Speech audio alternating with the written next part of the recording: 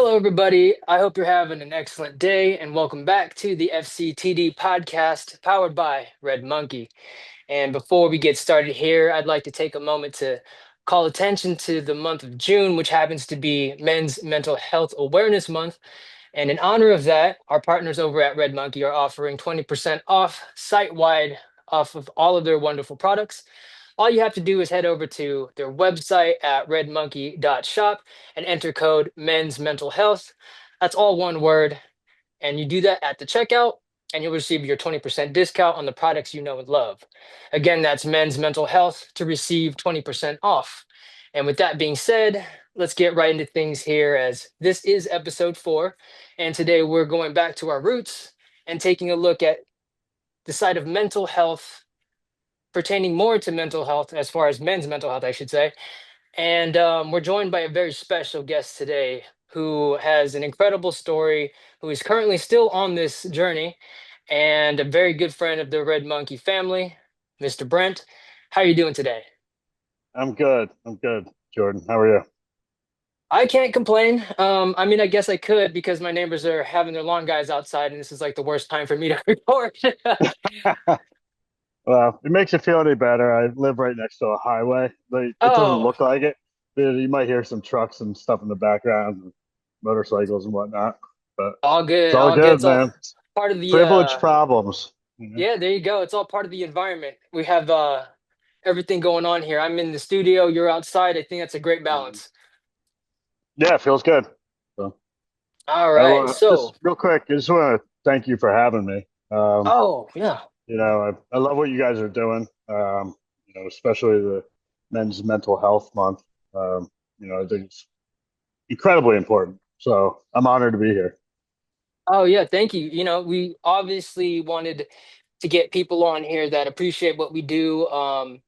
You know, I it does sound a little weird to me that I opened the show up with some little advertising, but it's all in the name of, something good. I would never want to sell anybody some snake oil or anything of that such.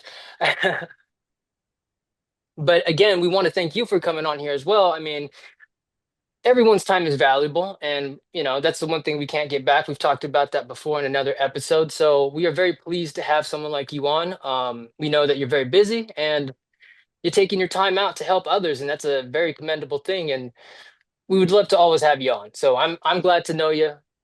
Glad you're here. Appreciate it. Glad to be here, man. And so yeah, it's nothing to take time out to, you know, like like we were talking about yesterday. We had a little phone call, and I said if what we talk about helps one person, then it's worth every second of it. Oh yeah, I second that. And I do think that this will reach the appropriate people. Even if we talk, sometimes people's ears are not open yet or they're not ready to address issues, but that's why they're all cataloged on here. And whenever you feel like you have the time to be ready for it, you can hear these stories and hopefully you get something out of it, whoever you are. All Awesome. right. So let's get into this real quick. Before we start talking about a couple of topics and things like that. Usually, I give our guests a little bit of time to kind of introduce themselves. We start with the background, like where you're from and what you do. Could you give us a little insight on that? Yeah, man. First off, my name is Brent. I grew up outside of in a suburb of Philadelphia my whole life. Went to a bigger high school called North Penn. It's for anyone else that's not from the Philly area, that's irrelevant, but it was a bigger school. Had like 1,000 kids in my graduating class. So yeah, it was it's like one of those schools where it's easy to get swallowed up, I guess. Um, but at the same time, it's all I knew. So I had a great experience there. I played 4 years of volleyball. I played 4 years of golf.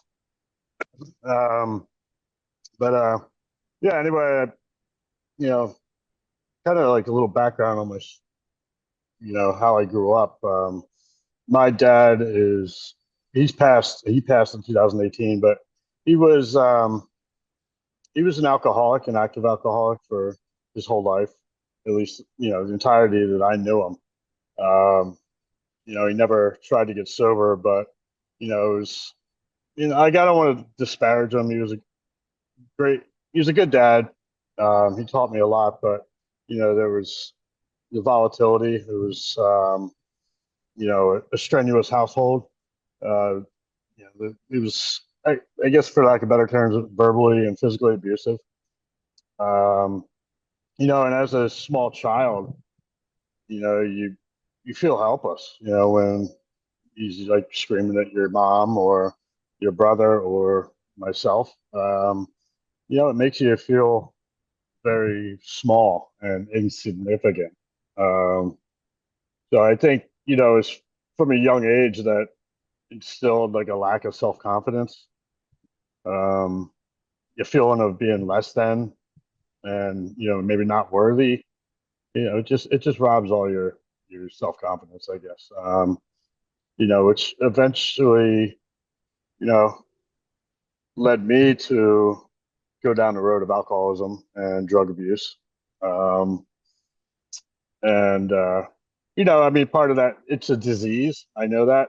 Um, their circumstances may or may not have dictated that I, became an alcoholic, but it certainly didn't help. And Right, you right.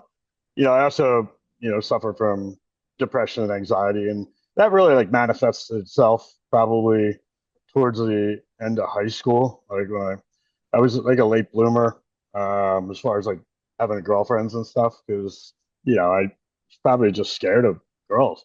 Um, but like that one first girlfriend like just broke my heart and shattered me. Um, and yeah, I don't know. And but it's funny, like I'm focusing a little bit on like the negative and the rough part, but to me, I did have a good childhood. I grew up in a neighborhood with a lot of friends and played sports a lot. It's not like today.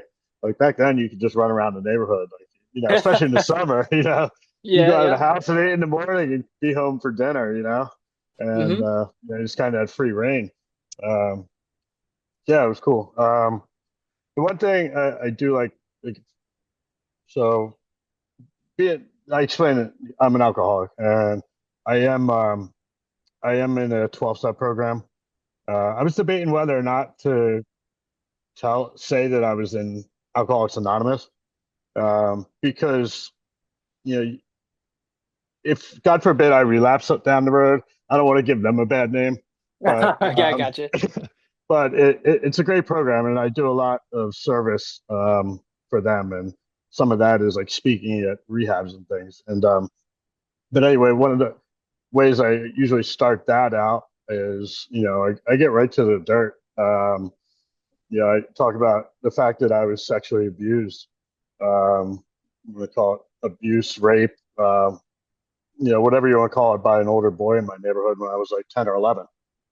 And, again, it's another thing that like steals, all your self worth and confidence. It makes you second guess who you are. Um, it probably fed to anxiety and depression and all that. Something I never told a single person about until, I can get into it later. But I was probably, oh, not probably, I was probably in my probably 38, I think, when I finally told somebody about that for the first time. Wow. And, yeah, so it's our secrets that keep us sick, you know. Um, I hear you. I hear you. but And yeah, so go ahead. Yeah. so, I mean, like we did talk about that yesterday briefly about not divulging certain parts of ourselves as far as information goes to other people just Hmm. because maybe feelings of fear, resentment, shame, and stuff like that, personal blame that you should not or you do not deserve to actually have on you, but yet you're the one that has to carry that through life. And Right. that's something that I think a lot of people go through. I've gone through it myself, and I totally understand that. And that's why we have these type of conversations. The fact that you can come on here and talk about who you are, what you've been through, takes a tremendous amount of courage. And you know, myself, I like to tell people what I can, but I am not myself so much of an open book. There's people that have known me for about Hmm. 15, 20 years that know me on a surface level, I would say. Not Yeah. that they don't care, but again, I don't share, and that's something I'm working on personally. So I'm Mm. glad to hear you say that.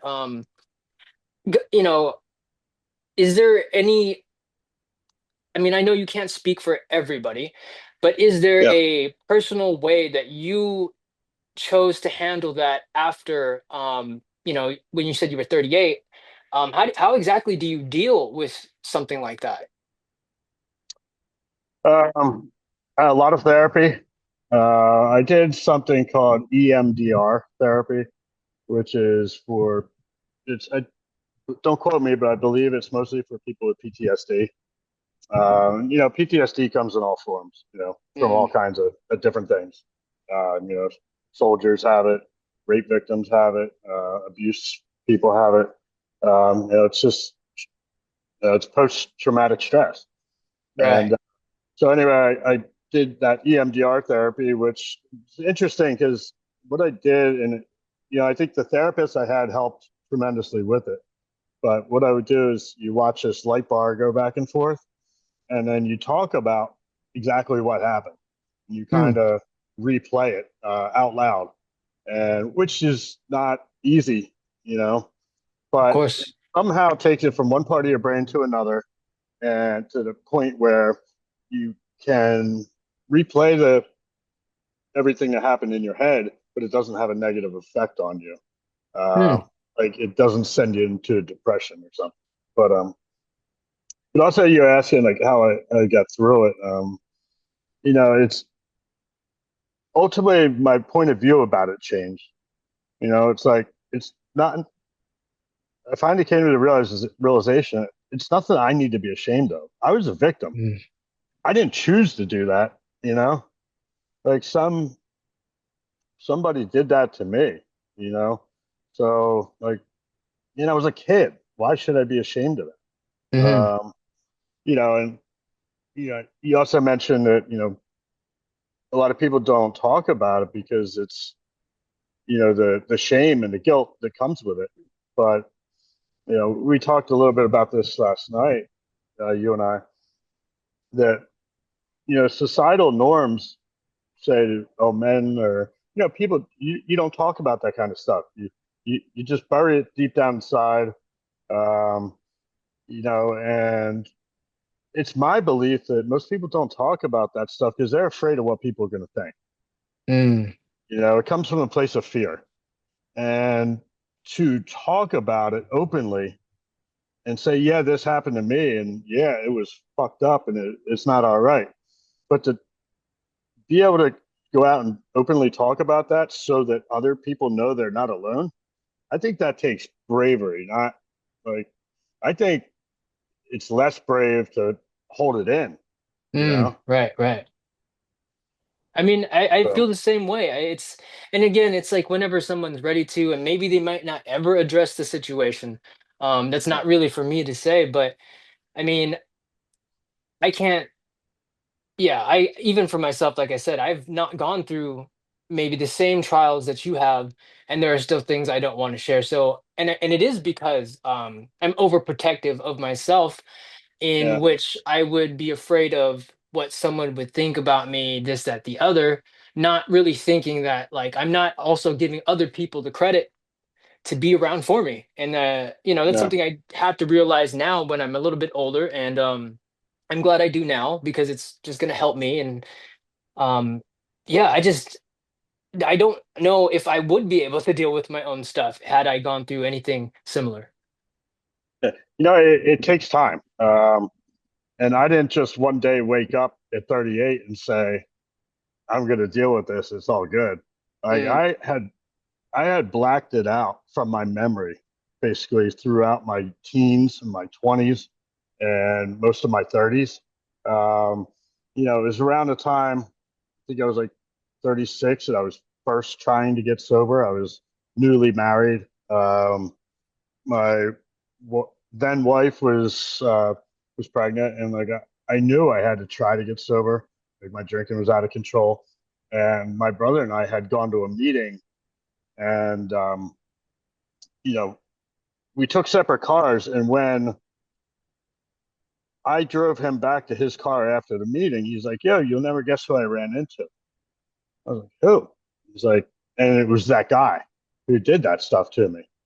And at that point, like all the memories came flooding back, and I went into like that's all that replayed in my head every time I closed my eyes. Like I just every time I tried to lay my head down in bed and try to go to sleep, I would just replay this, and it was like it just happened. And it was probably like a week and a half, maybe 2 weeks of this, and not sleeping, and it got me to the point where I was full blown suicidal. Mm. Um, and my wife at the time knew like I trying to get sober and having depression and anxiety, you know, she was like I'd been in therapy before, but I'd never addressed that. And but like my wife knew I was like in that area where like I could hurt myself or something. So we ended up going to this therapist, and the guy made me ask me to sign something called a oh shit, what's it called? A contract for safety. Okay. And it was like I so and so agree not to harm myself. Mm. And I remember laughing at when I looked at the piece of paper because I'm like, what are you gonna do? Kill me? You know? Right. Right. I was like, this is the dumbest thing I've ever seen. Well, my wife comes home and it puts it on the fridge with a magnet. And so anyway, it was after a week and a half or 2 weeks of not sleeping, and like the one night I laid down where we laid down to go to bed, and as soon as I close my eyes, it starts going again, and I wake up completely flipped out. I think I put a hole in the wall. Mm. Um, just started screaming and like crying like uncontrollably, and she's like, "What is wrong? Talk to me." And at that point, I finally like it finally all came out. Like what had happened, and what I had to do to that guy and what he did to me. And but like just getting that out was like I don't know what it's kind of a little bit of a blur, but I made a decision that night. I was like, next morning when she leaves to take my son to daycare, like I'm off of myself. Mm. And like I had a whole plan. I went out on my back porch. We had a hammock, and I took the hammock down. I took it off the chains, and I put the chains around the rafter on the porch for the roof, and wrapped them around my neck, and got up on this stool, and like, oh, here we go. And I started to like rock the stool out from under me, and I think this is the first time, unbeknownst to me, like a higher power entered my life Mm. because I looked through the back door window of the house as I was getting ready, and right there on the fridge was that contract for safety. Mm. Wow. And I was like, holy like and it made me think of my kid. And like, yeah, I thought it was bullshit, but I did make a promise to my wife and my son. And yeah, it still makes me emotional to this day trying to talk about Oh, of it. course. Of course. Because like it was, that close to everything Right. being over. And I got down and drove myself to the hospital, like to the ER, and told them I was suicidal, and they checked me into the psych ward. Um, I spent a week there, and it just got me on all kinds of psychotic drugs that, just try to level me out. Right. But Right. it was really like, yeah. So it wasn't like I made like this conscious decision that, oh, I'm gonna go tackle this shit. It kind of was like, I don't want to I don't want to die, but I can't live like this. Oh, yeah. You know, Gotcha. like that. So like I only saw one way out, and then thank God. Like I think I'm not religious, but my God stepped in, and that paper was right in front of me, and like made me go get help. And yeah, it was a miracle. And thank God it happened because I wouldn't be here today. My son's 9 years old now. He wouldn't have a dad. And it's I love the life I have. I live today. Um, so I don't know if anybody out there is listening. Like you're at that point. Like there is hope. Because I didn't see another way out. Like, to me, like I thought I was just going to be an alcoholic and drink for the rest of my life and die that way, or when you're at that point where you're suicidal, it's like you can't see the light at the end of the tunnel.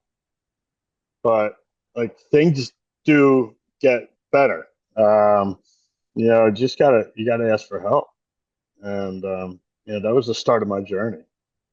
Man, that's quite the story, and that's only, one facet of your life that has happened, and it's a Yeah, heavy one. We're glad that you made it through as far as, not making the full-on decision to go through with your plans. Obviously, that's not something that we want. I'm glad that you're in a better space now, and obviously, because of your experiences, you can actually talk to people about this on a very real level.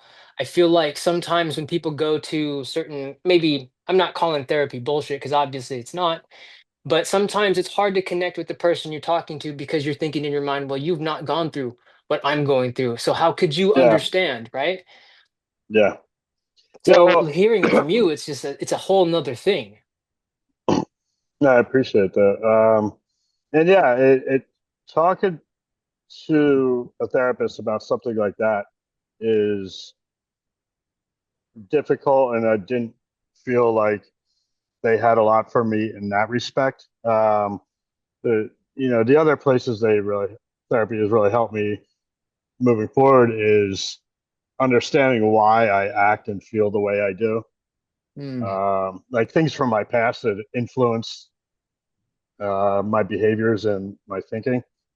Um, but then later, like going through the 12 steps um, in AA, like step 4 is like taking a fearless moral inventory of yourself. And you got to sit there and write down everything you've ever done, or every resentment you have, every fear you have, and all this. And that's that's a scary thing to do. yeah. Um, to take an actual look at yourself. Um, but so I want to go back. So you mentioned like talking to a therapist, and I mentioned like with that kind of stuff, it doesn't always give you the best answers. Where I got the most help were in the rooms um, of AA, because my first sponsor when I first tried to get sober, one of the things he said to me, he's like, I went, first of all, you got to go to 90 meetings in 90 days. But his specific instructions were, I want you to raise your hand at every meeting and be the first one to raise your hand and share at every meeting, because you got to get used to talking about what's going on in your life. You got to let other people know what's up, Right, right. and not only, it's like twofold, because one, those people someone in that room has been through what I've been through, and then like they can share with me how they got through it, you know, and you go in there and you think, oh, these people are nothing like me, I'm Right. unique, you Mhm. can't relate to me, and then like 3 people come up to me after the meeting like, dude, I was like thinking the same thing like 5 years ago, and this is what I did, or this is how I got through it, and today my life's like fantastic. But also, like, you got to get the stuff out, Right.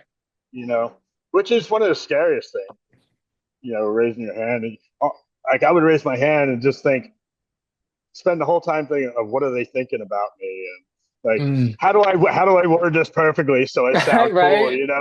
And I it's hear like you. nobody gives a shit like how you sound. It's like if you're genuine, and plus everybody else is in their own head. Right. They all got their own problems, but They're all thinking the same thing, probably. yeah. So and plus I'm like me admitting something crazy that's going through my head or something like that might make somebody else think, okay, it's all right if I just say the same thing. You Correct. know, it's Yeah. So lead the way kind of thing. yeah. But I mean, again, that took a lot of time. You Right. know, so And so I mean, I heard earlier that you did um I guess consider yourself an alcoholic, even if you might not be going through those types of things right now. No drinking, obviously, for yeah. yeah, but you for I guess because it is an ongoing thing, you do still consider yourself an alcoholic and always continuing to work on that. Yeah, I always will be. Mm, To me, it's a disease, no different than cancer. Like you can be in remission, but it can always come back too. I Like see. I see. it's I hear this a lot of people say like, I no longer have a drinking problem, but I have a thinking problem. It's and like that's the truth, man. If I don't continuously work on myself, like all this stinking, self-centered, fear-driven thinking comes back. Um, and it's a constant. It's something you have to work on every day. I see. Um, it's never going to go away. And like, I used to be a guy who goes to meetings 7 days a week, sometimes twice a day, because Oof. that's what I needed. Um, and it's like people say, "Oh, I don't have time for that." Bullshit, man. Like I had plenty of time to go, like wait for my cocaine dealer for 4 hours. Right? I had no problem doing that. Oh yeah. I had no problem stopping off at the bar to have some drinks and then go to the liquor store after that and get what I need and stay up half the night. Like there's time for stuff. To work on yourself if you really want it. I see. I see. So you got to find the time, make the time, um, and see really what the value in it is in it, over the things Yeah, that you would like to do because it's just easier or it's enjoyable or yeah, whatnot. I see. yeah. It has to be the priority. Mm, Um, like I tell people in rehabs, like when you get out of here, like if your sobriety has to be the most important thing in your life because you go to the gym a lot, right?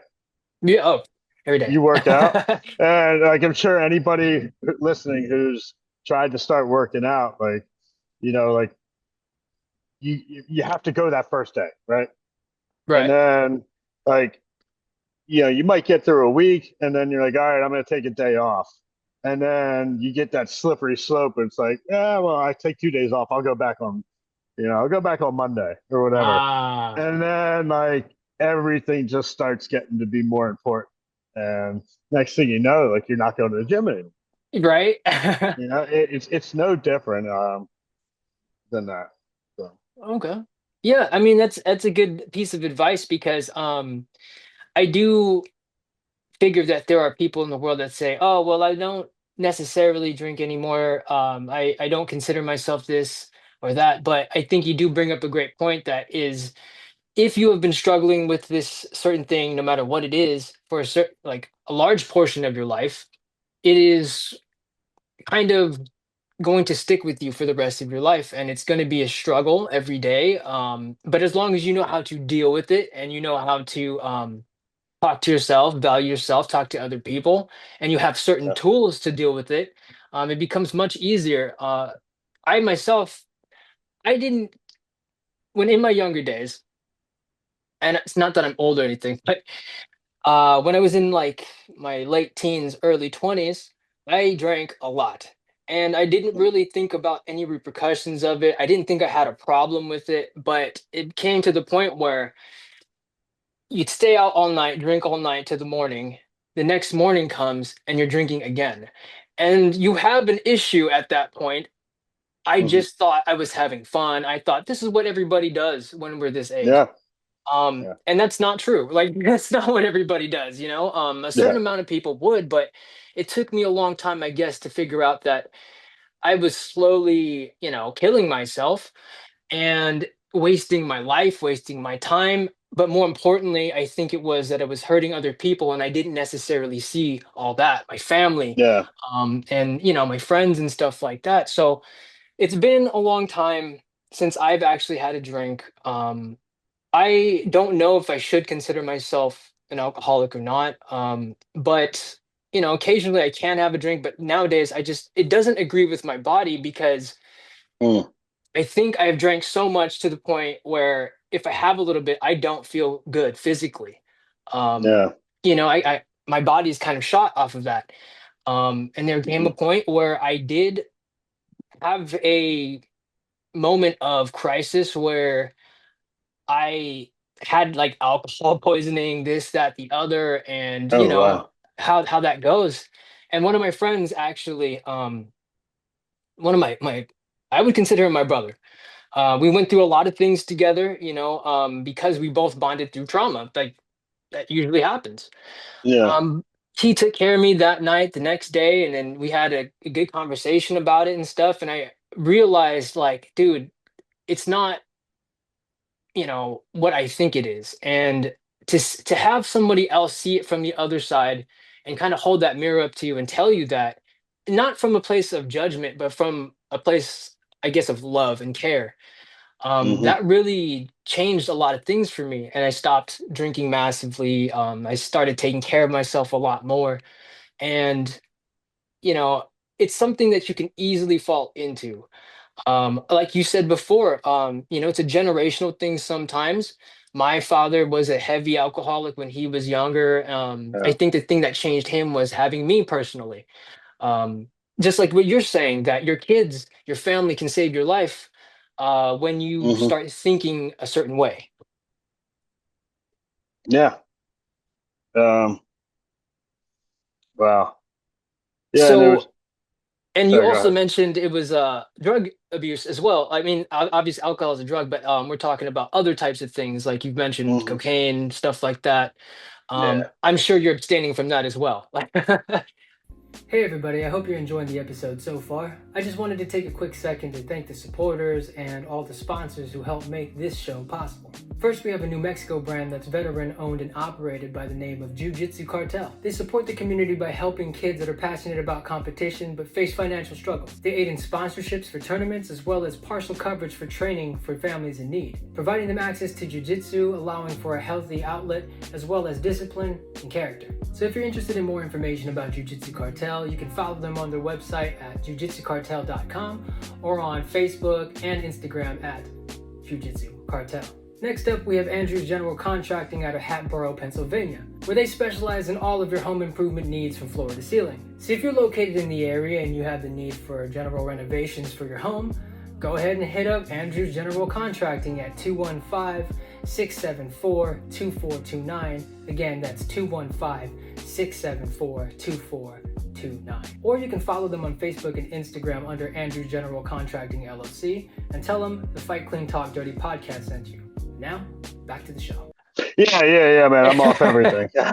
I mean, even to me, like, I mean, it just is my personal opinion, but medical marijuana is not, to me, is not sober. But Ah, to other people, that is, and that that's fine. I guess it is a medicine, but yeah, it's just for me, I got to be off everything I because hear you. anything that alters the way I think. Um, and I know if I picked up a joint or something, do people still smoke joints? I don't even know. I have no idea. But if I did, I'd be back boozing the next day, or probably within an hour. I guarantee it. And next thing you know, I'd probably be trying to find my old cocaine dealer from 8 years ago. So it's more of So a it's one thing could lead to another type oh situation. no doubt. Yeah. You said something a little while ago. I'm trying to remember exactly what it was. I think you were referencing, you know, your friends helping you get through. Sorry, forgive me. I don't I'm not recalling exactly, but Yeah, yeah. Oh yeah, yeah. Just the Help me fact out. that my friends. Oh yeah, no problem. The Oh fact yeah, that you're my friends sorry. could see what I couldn't, right? Yeah, yeah, yeah. And like that's a true friend, to like I think early on, like when I was still actively drinking and I wanted to be, if somebody told me like I'm an alcoholic, I get a problem, I'm like, F you, you're out of my life. But Right, right. that's a real friend right there, man. Oh yeah, Like he's solid. He's somebody that been there for a really while. cares. And I'm not gonna lie, at first, I I kind of hated him for that. I was like, you're Yeah. ruining my Oh yeah. fun. Like, what are you talking about? I don't have a problem. And even through all that, I think he understood what I was doing to myself because I don't want to tell anybody else's business here, but I'm not naming the person, but he also comes from a household where he has witnessed that from his family, his, Yeah. parents and stuff like that. So I think he just didn't want me to go down the same kind of road and lose myself, waste my life, waste my potential. And I do thank him for that because if not, I mean, I wouldn't be here talking to you today about all this stuff. Yeah. Um, I wouldn't have met the people I do and doing what I do. And sometimes I think about that and I'm like, man, like I was not there for myself as much as I thought I was. But you live and you learn. It's all about experience. And like credit to you for like being able to hear him say that and actually taking a look at yourself. You know, I think he would be the most only people don't person. want to. Yeah, Yeah, that's because I had a lot of friends. They were able to do what I was doing, but control themselves. oh, Um, me too. Yeah, and if they had told me something, I don't think I would have listened to it. It's just the fact that I had respected this guy so much, and I still do to this day. Um, that's probably the only reason why I listened, man, because he was very honest with me. That's the first time I had somebody, another man especially, yeah. talk to me about this kind of stuff and cry in front of me about it. And that's how I knew I was Yeah, like, am I hurting other people here? Am I being selfish? And I guess yeah. I was. That's what you said that I wanted to go back to. It was like we don't realize like when I'm in the midst of it, I'm like, what's the big deal? I'm only hurting myself.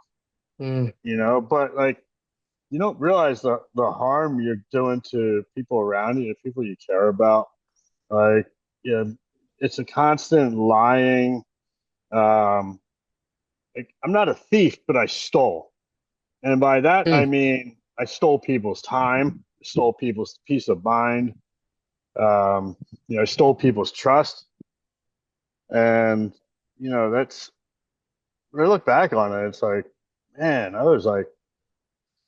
I did a lot of damage, you know, and like, I never got into, um, trouble with the police or had any law problems or things like that. Thank God. I mean, I probably there's probably 100 times I was on the road. Like I know I shouldn't have been. I was driving with one eye. Oh yeah, But yeah, thank God. Like nothing worse happened. I hear what you're saying, man. For everyone else's sake. Hmm. I mean, I. Yeah. It's funny that you bring that up. There's a story about that. I realized I had a real problem when, and this is unbelievable.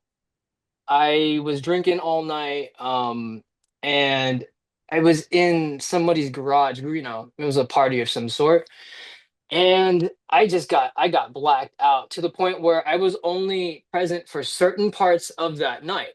And Mm, everybody was telling me, that's what I remember. Everybody's telling me, "Hey, just stay here. You're good. You don't have to worry about it." Of course, me being me, I decided to get into my car that night. yeah. And I'm thinking to myself, oh, I'm only like, what, 10 minutes away from home. Not thinking like, dude, you can't drive. You don't even know what's going on, right? Yeah. I get in my car. All I remember was getting in the car. I don't remember starting the car or anything. All of a sudden, I was like a couple streets down. And I remember sitting at this red light and I was just sitting there. I don't know how long I was sitting there for, but then I heard a little knock on my window. I look over and it's a police officer, and I'm like, oh man, I'm screwed. But it Yeah. hasn't totally sunk in yet, right? So he asked me to put my vehicle in park, and at this point, I'm so blasted, I don't even know how to put my car in park. So he has to take me out of the vehicle and actually put it in park for me. And I had to sit on the, you know what I'm saying? Sit on the side of the road. And all of a sudden it becomes real to me. Like, I think I'm about to get a DUI. I'm pretty sure I'm going to jail, all this other stuff, get my license Oh pulled. man. And, the guy, I don't know, for whatever reason, like you said, sometimes whatever powers intervene, he just looked at me and told me, look, man, it's late. I'm about to get off of my shift. If you have someone that can come pick you up, Wow. I'm not going to write you a ticket. I'm not even going to report this, which you only get lucky once, right? And Damn. I remember that. And he just, I don't even know why he left before someone came to pick me up, but because he did, I was like, okay, I'm super sober now. I'm driving home. I ended up driving home. But the point Yeah. is, like, after that, I told myself, yeah, never again is that gonna happen, Wow. And that's not That's something amazing, I've man. not shared that with a lot of people, I don't think. I kind of forgot about it. Yeah. Yeah. And like I didn't mean like we were talking last night. I was telling you like when some people tell stories about the the crazy stuff they did, I can't help but laugh Oh, it's because hilarious. I I, I was so out of control. Um, the stuff I did was insane, and like you know, thank God I made it through to the other side because like the only way I can like look at like it's not going to do me any good to just constantly reflect backwards on things I did and just beat myself up over it. But like some of the stuff is just insane. It's I laugh, and when I hear other people talk about like some of the crazy shit they did, like I don't know, I start laughing, and I'm not, and I hope that doesn't encourage people to do stupid shit. But I say that only because I'm on the other side of it, you know. Yeah, I But mean, like we said, sometimes all you can do is just laugh at it, especially if you've made it out, yeah, okay. Um, it's just one of those things where it is appropriate. Some people would think it's inappropriate, but like you said, we're not making fun of anybody's situation. We're not doing yeah, any of that. It's just more like, I can't believe that happened. I know. It's like, it's yeah, it's just it's wild. But yeah, anyway, I feel like I should probably like go back to like my mental health journey and Absolutely. if you're cool with that. Oh, not a Um, problem. Not a problem. yeah. So anyway, yeah. So I was starting to get sober back, after that suicide attempt, and I was trying. I started going to meetings, but I wasn't. I thought I wanted to get sober, but I didn't. Hmm. Um, and it all showed in like the way I behaved. Like I would I would go to a meeting here and there, but I never got my hand up. I never told anybody what was going on in my life. I didn't introduce myself to anybody. I was the last one to walk in the room, the first one to leave, and you don't get anything out of it by that. Hmm. And then, it's like I kind of knew like I still wanted to drink, and I continued to, but yeah, it's funny. I later learned in rehab, which I went through in April 2018. They had it's a really, really great rehab. I'm not going to name it, but it's here in the like an hour west of Pennsylvania. Um, but they had just a phenomenal staff and like the counselors there. I can't say enough about. Um, but they had a medical doctor, and he's sitting there and explaining to us, like when you first like here's your baseline, and when you first drink, like you go way up here, and then you sober up, you come down here. Hmm. But over time, like there's less high, and then you start sinking below baseline into depression. And over time, it's just less here and more down here to the point that, by the time I'm in my early 30s, I had to drink just to feel normal, like Wow. just not to be in a deep depression. And like anytime I was without alcohol in my system, I was like just the bottom of the barrel. Didn't want to go anywhere. Didn't want to talk to anybody. Um, and even when I drank, like I wanted to be isolated and alone. I didn't want anybody Mm. around because, one, I wanted to just drink till I was completely blacked out and do cocaine and, just sit in my dark apartment. Um, yeah, it was bad, man. And it's like, it just keeps getting worse. The, um, the more you do it, and like the whole time you're chasing the first time you ever drank or got high, and it's never going to happen again. So would you say you would have to do more just to be able to try to get to a place of comfortability at that time? Oh yeah, no doubt. Hmm. Yeah, it was like, I'd fucking waking up in the morning and hitting like a pint of vodka and then getting in the car and go to work, Ooh. like crazy stuff like that. But yeah, so I started, said I went to rehab in like 2018, and I was telling you like the other night, I still had a ton of resentment towards my dad, and like why didn't he ever try to get sober? And it's funny. The last time I talked to him in person, he was, it wasn't too long after I got out of the psych ward after trying to kill myself, and he was uh, he was in a nursing home, and I went to visit him, and he looks at me, he goes, "I can't wait to get out of here so I can go have a drink." Ooh. I was just like, "Man, fuck you," Like I was like just a punch in the gut. And it's like, don't you care about me? Don't you love me? And yeah, but then like when I was at rehab, I was talking with the spiritual advisor there, just best guy, and man, like he put it so simple. Um, yeah, and this goes for anybody that's struggling with substance or depression or anxiety, and like you blame them for things or whatever. He just goes, Brent, your dad was sick. Mm. Like, I never thought about it that way. Like the dude had a disease, like I'm sure he hated himself for the way he acted, you know, but like that was a point where I was actually able to forgive him. Wow. It was like I sat there and cried for an hour and a half, dude, and like this guy just held me.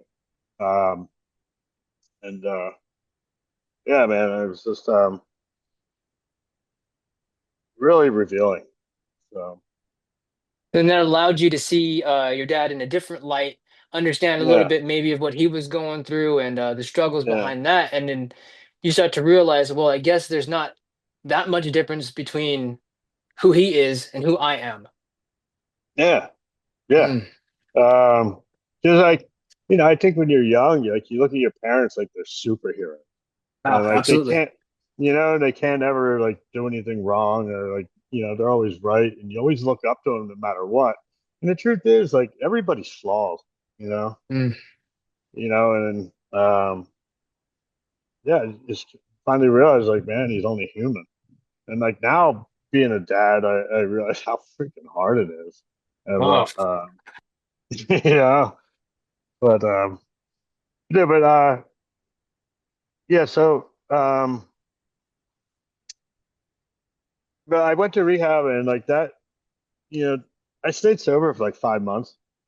Um, and I wasn't like I thought. I came at it all gung ho, like about sobriety, and like I was, after detoxing for 7 days and then doing 31 days in treatment, like intense.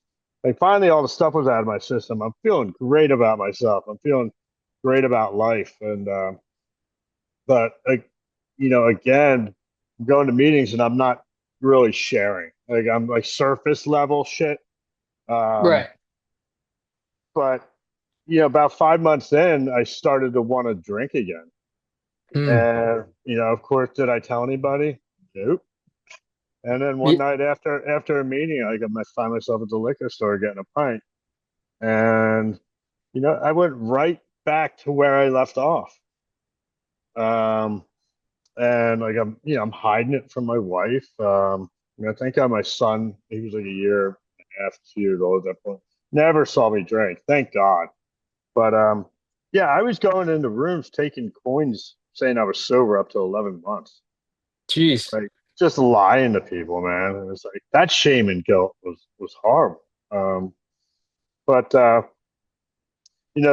breaking point for me, and it's funny, I heard, and I'm not breaking in his anonymity here, but I heard Ben Affleck in an interview one time, talking about his own struggles. And he said, in his opinion, the only cure for addiction is enough suffering. And Mm. to me, I related so much to that. And, I think that applies to mental health too. Like when you've just had enough of feeling sick and tired, you're sick and tired of feeling sick and tired. And, but so what happened is I was like 11 months in, I'm still taking coins, but I'm drinking.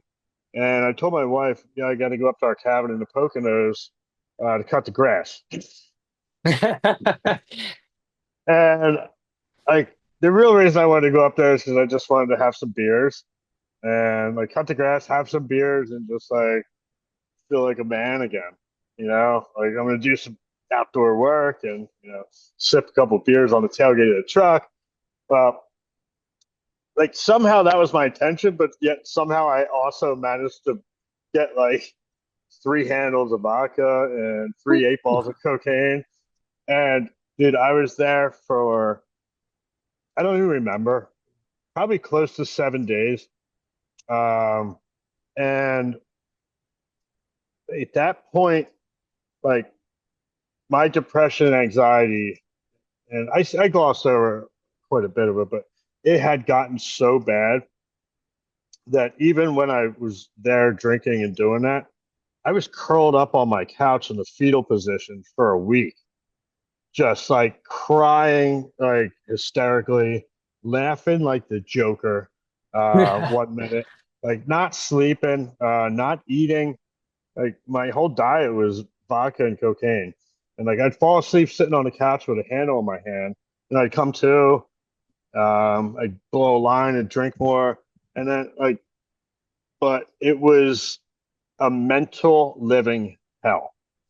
Mm. Um, I was just like at that point I was broken. Like and at that point I was like, that's it. I've suffered enough. And I thank God every day that I got to that point. And like that was I was worse off then than when I tried to kill myself or wanted to kill myself. Like the mental anguish was so bad. I see. And I I called my wife. They finally I was like, I've had it. And I don't know if it was a Sunday or a Monday, but I called my wife and I'm like, I'm coming home. And, I flushed the rest of my cocaine down the toilet. Wow. Um, and I was like, I'm coming home. And she's like, no, you're not.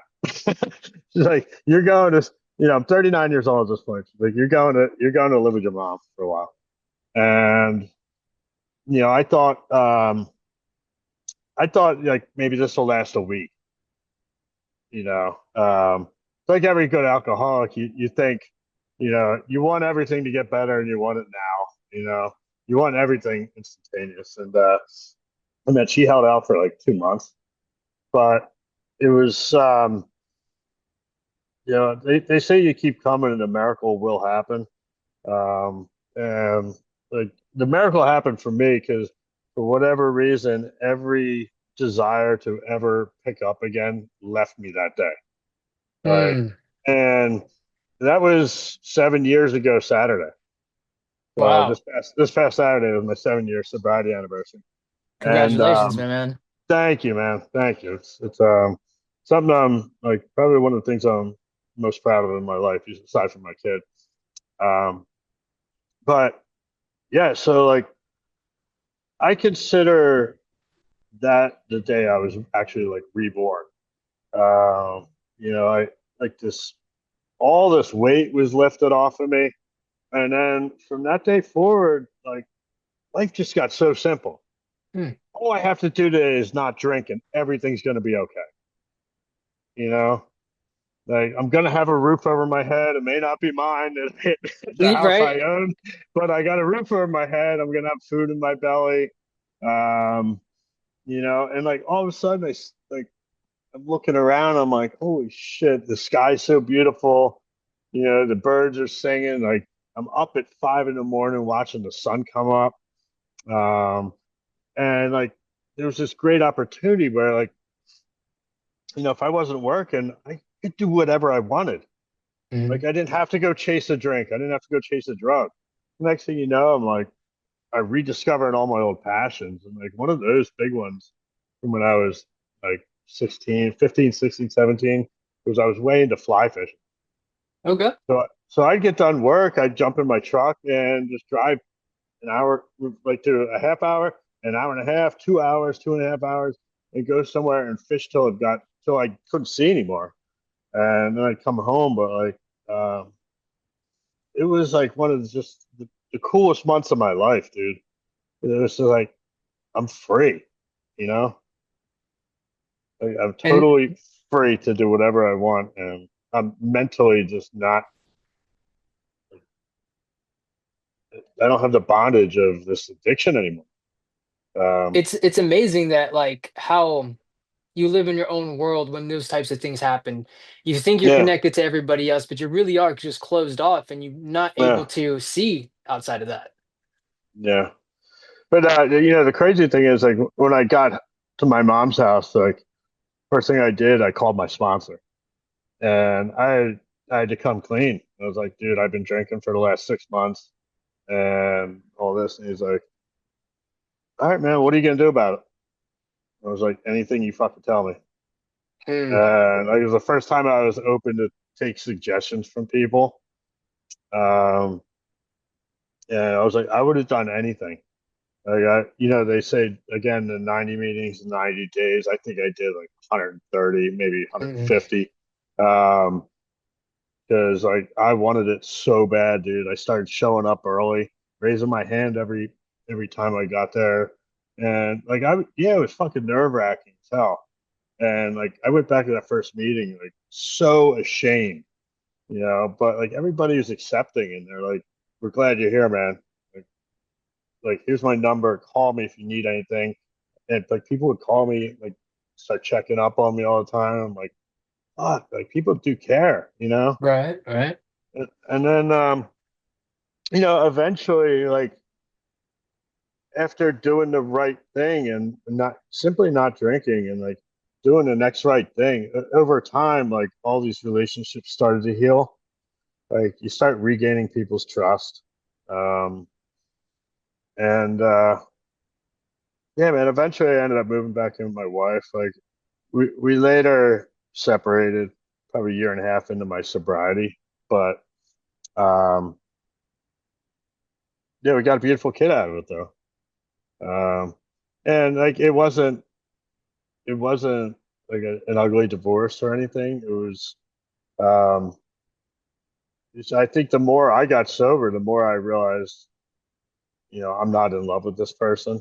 And Mm, it's nothing against her. She's a wonderful person, a wonderful mother, but just not for me. Um, and a lot of this was because I was finally starting to learn who I was. And I'd done everything in my life leading up to that point to avoid dealing with who I was. I see, I see. And it's so we have talked basically about your entire journey from all of this, how it began, how it started, and Yeah. everything, as far as, um, being deep into it to finding your freedom, basically, having your life Hmm. back, reconnecting with people that are important to you, mending relationships. I guess the thing that I'm curious about is, can you? pinpoint at what age or at what time this all began?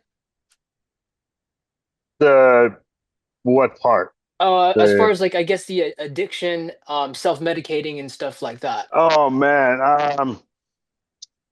the first time I ever drank, I was 16 years old. My brother had a post prom party. He was 2 years ahead of me in high school. He had a post prom party at our cabin in the Poconos, and it was like 12 couples that, and then myself and a buddy of mine got to tag along. So they're all like 18 or so, 17, 18.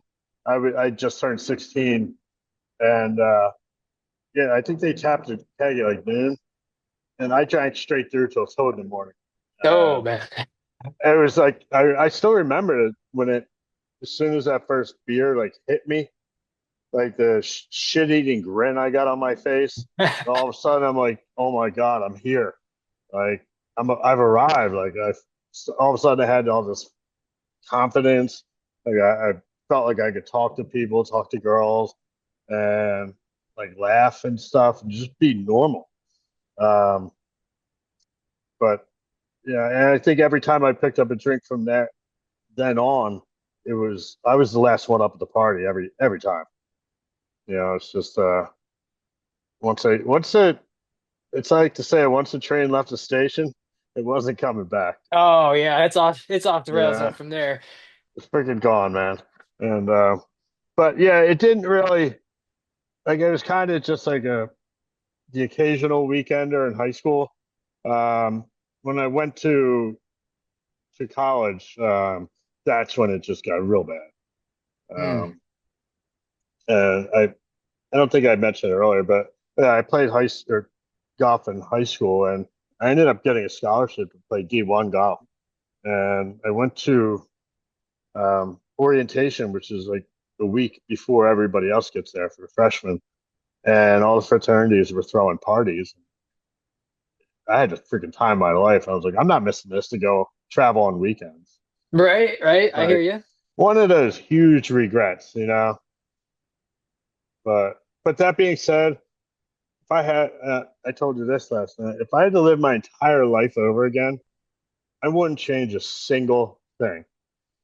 And that goes for the sexual abuse, like decisions I made, all that, because I fully believe everything happens for a reason. And like I had to go through all that to get me where I'm at now. Mm, And right now I'm a person who like I love my life. You know, I have everything I need. Would it be nice to have like millions in the bank? Sure, but yeah, that just brings other problems. But like, I got everything I need in my life right now, and like, my son tells me he loves me every time he sees me. And mm, I'm not hurting people anymore, like not intentionally anyway. And now, like, I have the opportunity, like, to do what I call a 10th step. Like at the end of the day, like I can say, like, did I do anything today that I owe you that I might not be aware of that I owe you an apology for or anything like that? And like that in relationships, that goes so far, man. Just being accountable, like showing up when like my mom needs help. She's getting older.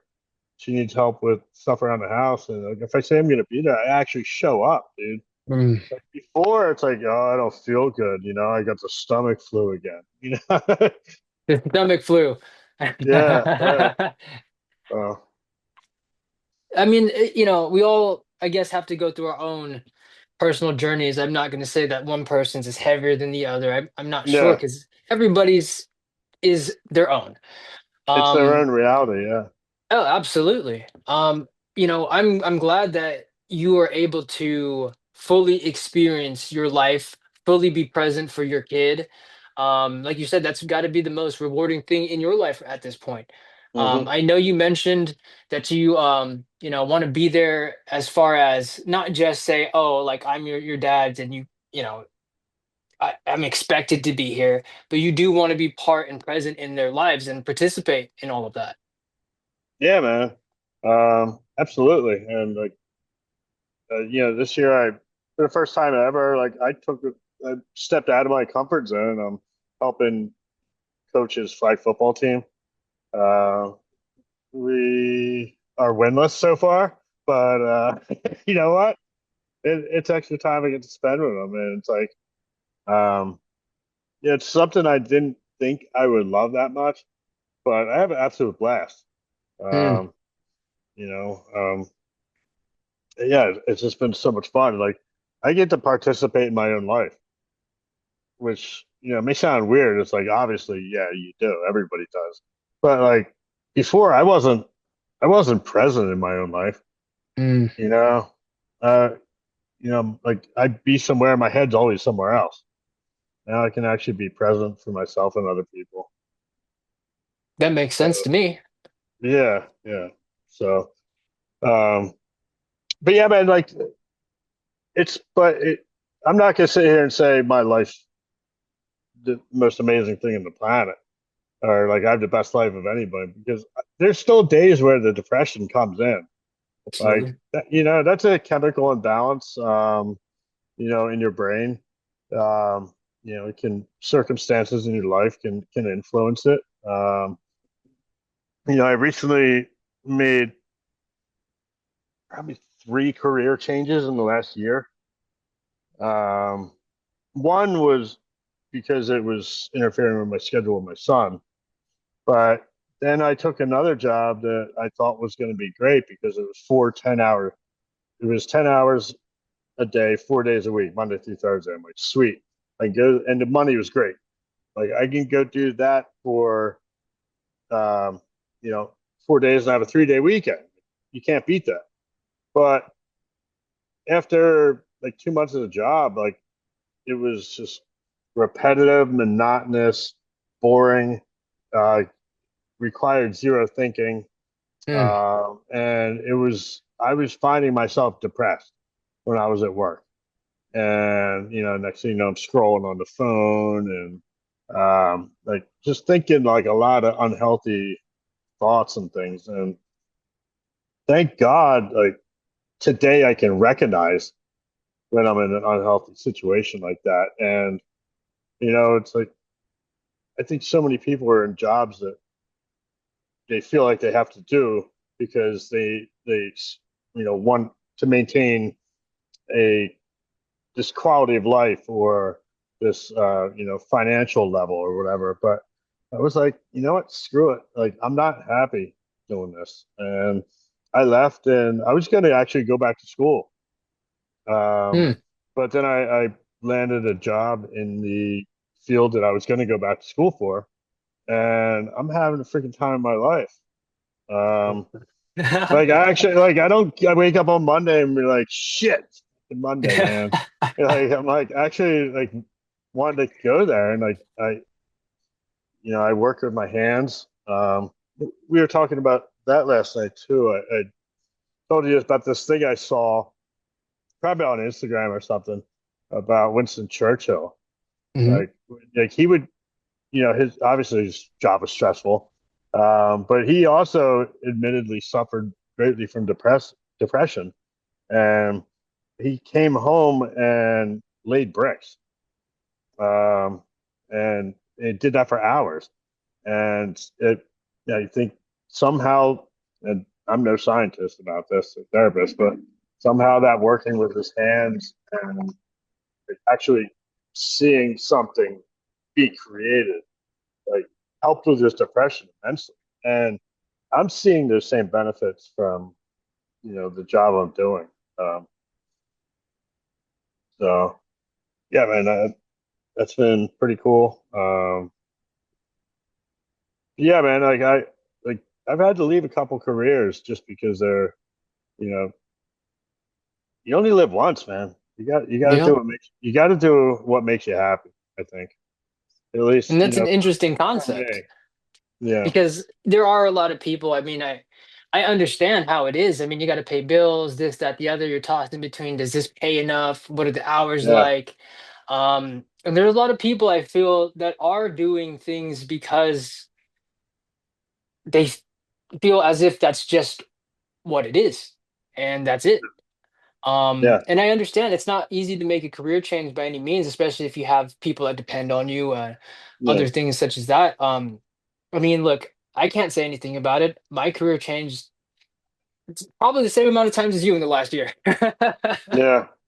But it's all for the best because now, like, you know, even talking to Rob, um, last year, I was doing the whole management thing, which it is a stressful job in and of itself because of just everything that's up in the air. You got to deal with like insane people. The schedule, Mm. there's no office hours, it's just all the time. It takes away from your significant other, it takes away from your identity and the things that you do, so much so that I wouldn't even eat sometimes, you know what I mean?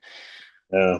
And now doing this, obviously this is not a full-time thing for me, but this is actually enriched my life a whole lot more. I'm actually smiling again. I want to wake up and do this. Um, Nice. it's just like a total thing. I talked to him on the phone. He's like, "You sound so much better than last year," and that he's not even the only person that's told me that. And when I heard Mm. that from them, I'm like, "Was I really that bad off?" For that last, I was Yeah. like, "Wow," and I thought about him like, yeah, I guess I was because I do feel a whole lot better as far as the weight lifted. I guess being in control of my life, for lack of a Yeah. better term, which goes back to what you were saying, being present in your Uh-huh. own life. Yeah. Isn't that great? Other people notice the changes in you. Like, Yeah. 'cause we're in our life, our daily, so we don't really see it. It's like, it could be your mental changes, it could be, your physical changes from working out. But like, we don't see the change as quickly, but other people see it in us, you know? Hmm. Other people see it in you. And, when they tell you that, that's such a positive reinforcement. Oh yeah, yeah. Because it is hard for me to recognize even sometimes what I'm doing right. Giving myself credit. Not that I'm down on Yeah. myself, but like you said, if you do it every day, it becomes your normal, and you don't really highlight that. Not like when, like you said, other people tell it to you, then you start thinking, huh, okay, I guess I am doing better. I guess I am doing all these Yeah. things, and I should be nicer to myself, I guess. Man, isn't that hard? Oh, Like giving yourself grace and giving yourself credit, man. without sounding Like, like an egotistical asshole, yeah. yeah, man. Like, I mean, like my sponsor, once in a while, he'll be like, make a list of 10 things you're good at. Dude, that was the hardest list I ever had to make. Yeah. Because I still to this day and probably always will look at myself in a negative way. We're our own worst critics. Yeah. Um, but that's the great thing I love about having a community. Um, because people will tell you, like, they'll call me out on my bad shit, but they'll also like tell me like, dude, man, like, you looking good, you sound good.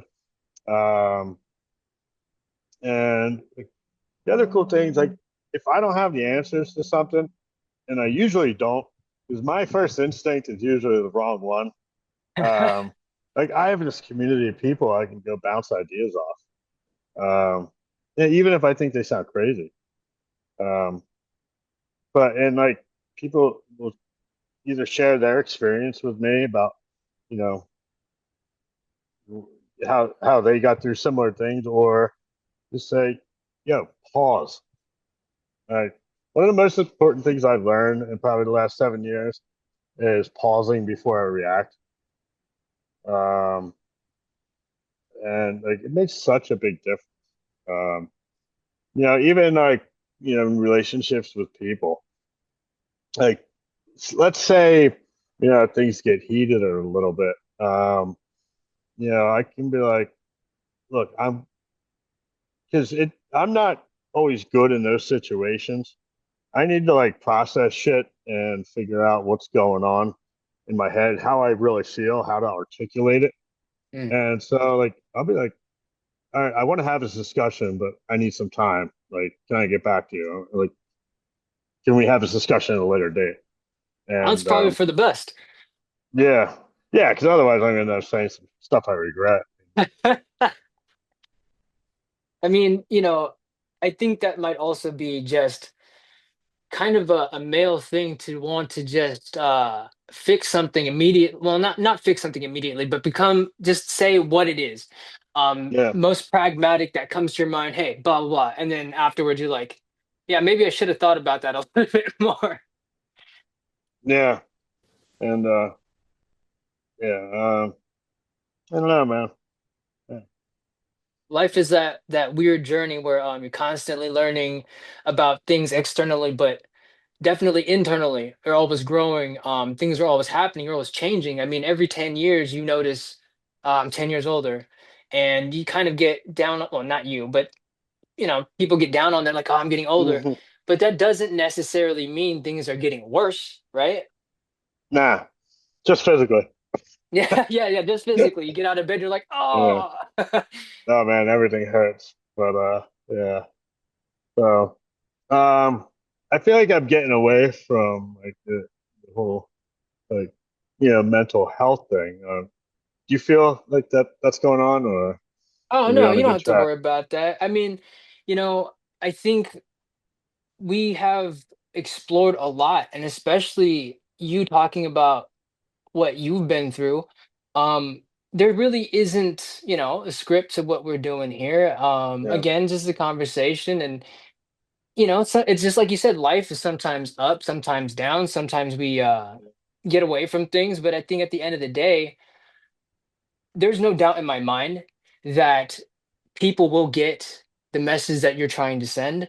And the most important thing is, even you talking about your experiences have kind of reflected in my mind about my own life. Even if we're not the same person, we're not from the same place, it's uh, amazing to me to hear, like, wow, someone else has been through these things, it wasn't just me. And that's a huge, huge thing. And that goes beyond obviously men's mental health. It just goes for everyone's well-being. yeah. But again, as men, it is very, very hard to be honest, to be open, not only with other people, but with yourself. And I think you've hit the, nail right on the head on that as perfectly as you could. Hmm. No, thank you. Yeah, I mean, I really wish, and not just men, everybody would get into therapy or some kind of program um, that forces you to like take a look at yourself and like like the things we're powerless over in our life, that all the stuff that causes us anxiety and weighs on us. 95% of the stuff that happens in our daily life doesn't mean shit. Like if it's not going to matter in 5 years, I try not to spend 5 minutes worrying about Hmm. it, you know. 'Cause, like, and this is another thing I heard, from somebody else, but at least 90, 95% of my problems are privilege problems. Hmm. Like I get to worry about my car payment, like like if my car breaks down and like I gotta get new tires or something, like I I get to do that. Like I get to go help my mom on the weekend when I don't want to do it, Hmm. like they're privileged problems. There's people out there that have way worse than me, man. Um, it's funny. I was years ago. I was probably in my early sobriety. I'm back in my hometown, and I'm where I grew up. And I'm driving down down the street, and I'm just feeling fucking down on myself. Hmm. And I look over, and there's this dude in a like a quadriplegic in a power chair. He's I don't probably a little person too. Like he had a lot of freaking problems going on, but he was on his way somewhere, Hmm. and he was going to get something done. And I was like, man, who the fuck am I to complain? Like, I hear you. like I got, you know, I could be in that guy's shoes. And I'm not saying like there's something wrong with that, but like everybody's got difficulties, and so many people have it worse off. Mm, Um, and I got to remember to be grateful for what I have. You know, absolutely. like it's something I wish I did more of is make gratitude lists. Um, because I think you know, as human beings, we tend to look too negatively at ourselves, and instead of like making a list of like small victories we had for the day, um, or just things we're grateful for. It could be anything. Like, I small victories. Like I tied my shoelaces the first time today, like without screwing up. I mean, I made my bed, and like, I love this. Like in the military, um, they first thing they're so strict about you making your bed properly, Mm, mhm. and it's like you get up and you start your day doing that. It may suck when you're doing it, but you're going to go out and you may have it the worst day of your freaking life. You may fail every step along the way, but no matter what, you come home and you get to crawl into that comfortable bed that you made, you know? Mm. That's an So, interesting concept, especially because, I've never been part of the military, aside from yeah, signing up for selective service when I had to. yeah, But I yeah, do hear that it gives you a sense of order, it gives you a sense of responsibility, mhm, and you do deal with things, I guess, a little bit better because of that.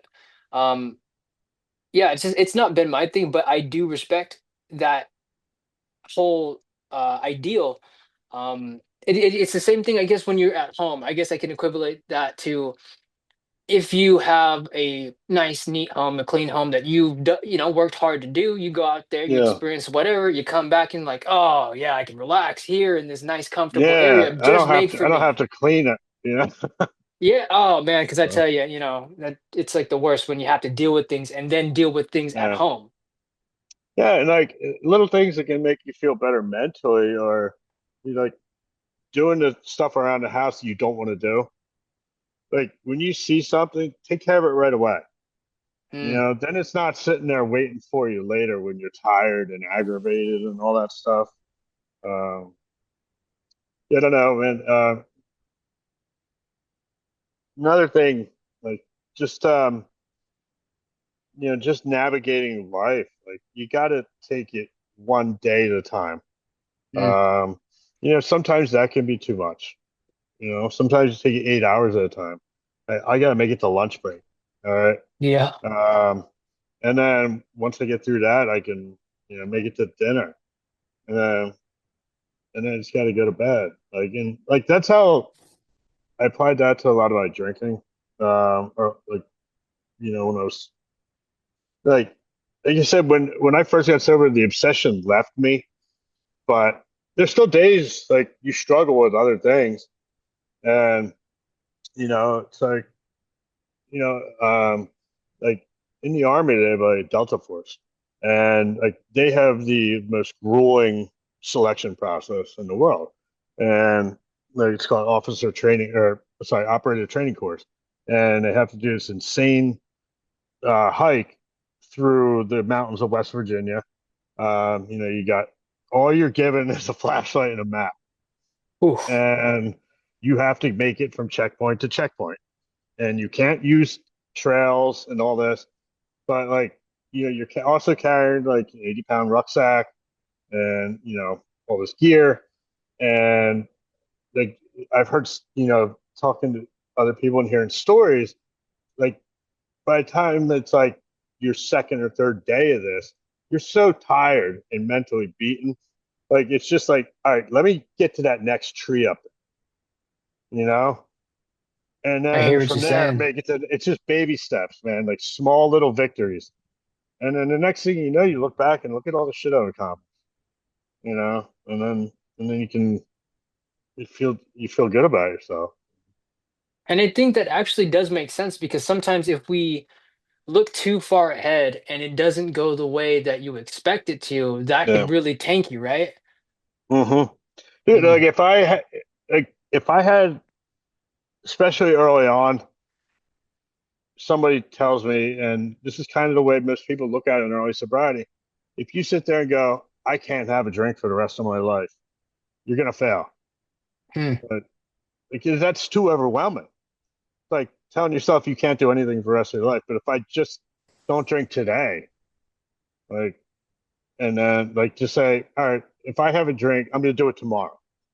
You know, like just get through today, and then the next day comes, just get through today. mm. And we can't worry about the things we did yesterday. Like that stuff's over and done with, man. Um, Right. we spend so much time worrying about the future and getting anxious about what might happen. And like I'm somebody who used to always oh, what's the word? Just think the worst is gonna happen. Um, I have a word for it, but it's not coming to me now. But that's like that's a complete waste of time. Tomorrow's not guaranteed, you know? And usually the stuff the scenarios I think are gonna happen, it never goes down that way, man. Like it never happens that way. It's like say you think you did something wrong at work or something, and like you're like, all right, I'm gonna go into work tomorrow and they're gonna bust my ass. You sit up all night worrying about it, this and that, and you go in and like the boss has no idea it happened, or it's like, but you can't. It does you no good, like worrying about what's coming. Because I might walk out and cross the street tomorrow and get hit by a bus. Or it could be the best day of your life. Yeah, yeah, exactly. Like we just don't know. You know. Right, right. I mean, yeah, it's hard not to think that way. I think, like you said, it is a natural thing for people to kind of start at thinking and worrying about what would happen tomorrow. How is this going to turn out? I find myself doing that sometimes. Again, I'm not perfect, but I do my best to be like, you know what? We'll get to that when we get to that, and I can only control what's happening right now. Exactly. Mhm. Yeah, I can only control how I react in this situation. That too. You know, and I can't control how other people react. Um, and you know, I think another thing we touched on earlier is like how much we worry about what people think of us. Mhm. It's like one of the best lines I ever heard is, "What other people think of me is none of my business." You know, I wish I it's heard that a really long time true. ago. It's really true. It's like, who cares what like yeah, it's easy to say who cares, but like I think we all care to some degree. Hmm. I used to care so much about it. I think the older I get, the more I mature, the more I get comfortable with myself. And Mm. it's based on the experience of just experiences I've been through, and like the life I've lived. What honestly, what do I care what other people think? You know, like As when I long as you're remember when I doing you. yeah, yeah. It's like when I remember when I was young, I'd be like so afraid to ask a girl out, Mhm. because oh man, what if she says no? My life's gonna be ruined. Now it's like if she says no, okay, so what? Now you know. Right? you Yeah, you know know, where you stand. now you know, and you can move on with your life. Yeah, Yeah, I man, mean, it's I like used to be like that when I was young. I would be really, I guess, bring my own doom on myself by really overthinking a lot of things that I probably shouldn't have. mhm, But again, when you're young, you don't know how to necessarily process things. I mean, like, what do you know when, again, you're 16, 17, you don't know anything. You haven't lived, yeah. You that think you kind of know stuff. everything. Yeah. Oh my goodness. My parents were probably like, look at this dumbass. Like, Yeah. Man, my dad used to say, "Why don't you leave home while you still know everything?" oh man, dude, Uh, I would have been broke and that one always hungry. cracked me. That one always cracked me up. The little isms he used to say. Oh yeah, sometimes they drop the gems and you don't get it immediately, but it's amazing how right people are sometimes when again, they've been through it. Yeah, yeah, man. Experience carries so much weight. Oh man. So, we've covered everything, I think, from like top to Yeah, bottom, as far as who you are, where you come from, the things that you've been through that obviously we can take away in our own lives. I would really love if we could have you back on this show at any point talking about whatever it is, whether it be the same topics that we're talking about today and elaborating on them further, or whatever's going on in your life at that point. um, yeah, I'd be totally interested as long as you're okay with coming back on here. man. I would love it anytime. And like I said, if you know, if anything we talked about today helps one person, that's why we do it, man. Because I've been to at that bottom. I know what it feels like, and I don't ever want to see anybody like have to deal with that. You know, and just to know like you're not alone. There is a way out. Um, there's tons of ways to get help out there. Mm. Um, you know, find a therapist, like find some kind of group online. There's local groups you can join.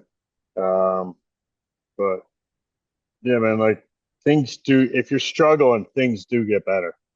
And like, your life can turn around, you know, it takes some effort, but, um, you know, all good things in time. Time is the Yeah, man, I would, master. I would, I would absolutely just love to come back on if you guys ever wanted me. So Oh yeah, oh anytime. dude. So We're like, oh no, never again. No. yeah, no. um, uh, yeah, maybe we'll get Rob on there too, man. Oh yeah, that'd be great, to have a little Miss that three-way dude. conversation. Yeah, absolutely. So Well, I'm appreciative that now, obviously you're a guest on here, but it's like having a guest in my home. I welcome you at, hmm at any point. I'm super glad that I found somebody that, can be honest and we can have a friendship relationship. It's not obviously a business arrangement or anything like that. This is a very no, not at all. natural thing. Yeah, And man, it's been a pleasure like talking to you and getting to know you a little bit too. oh So yeah, you're gonna find out a little bit yeah. more, and we'll see if you still want to talk to me. No, dude, like I'm pretty much impossible to offend. uh, you know. We're the So outward offenders. yeah, man. So Oh man, so everybody that is listening, you know, I just I definitely want everyone to not take this for granted. Again, if you're going through something like anything at all, don't hesitate to talk to somebody like, we were talking about here. Whether it's one person, a group of people, or even talking to yourself honestly about what is going on actually, that would be the best place to start. Um, Obviously, I'm not, again, I say this almost on every episode. I am not a therapist, I'm not a licensed professional, but what I am is someone that is concerned about people's well-being, no matter who uh, you are. So go get the appropriate help and go get the appropriate people to talk to, and be good to yourself, be nice to yourself, give yourself some credit. No matter what has happened, no matter what is done, I'm pretty sure that you can at least find some peace within yourself and with other people as long as you are genuine about what you're saying, what you're doing. And of course, actions speak louder than words. Like you said, I can talk to people and say, yeah, I'll do this, that, and the other, but there's nothing like me actually doing that and showing hmm you how much I care. Um, so, wise words from someone that's probably not so wise. Um, But before we get out of here, wrap everything up, I want to thank you again, not only for your time, but also for your courage, your bravery, your continued service and helping everybody, not only through the program in your own life, but also on here on this podcast. It's not easy to share these personal things like we've talked about. Um, is there any final thoughts you want to leave anybody with? Not at the moment, man. I think I'm good. Said the I'm piece. sure like 10 minutes after I get off, I'm like, damn it, I forgot to say this, and I wanted to mention that, but that's always the way it goes, man. I, I when I get through your rehabs, like afterwards, I'm always kicking myself, like, fuck, I forgot to tell this story, or I think I got this up, but I was always told like you're gonna say what you're supposed to say, you know. Absolutely. All the But time and place. And again, we and if have we more need it, there's another episodes. time, you Oh, know. yeah, see, there you go. You already know what the deal is. Heck yeah. So And as for the FCTD podcast, you can find us on Instagram and TikTok on under FCTD podcast. And of course, you can find us on YouTube with the full audio and video. You can also find us on Spotify, which is probably just the audio, but we could probably get the video on there. With that being said, I hope you all continue to have a blessed day, and we'll see you again on the next episode.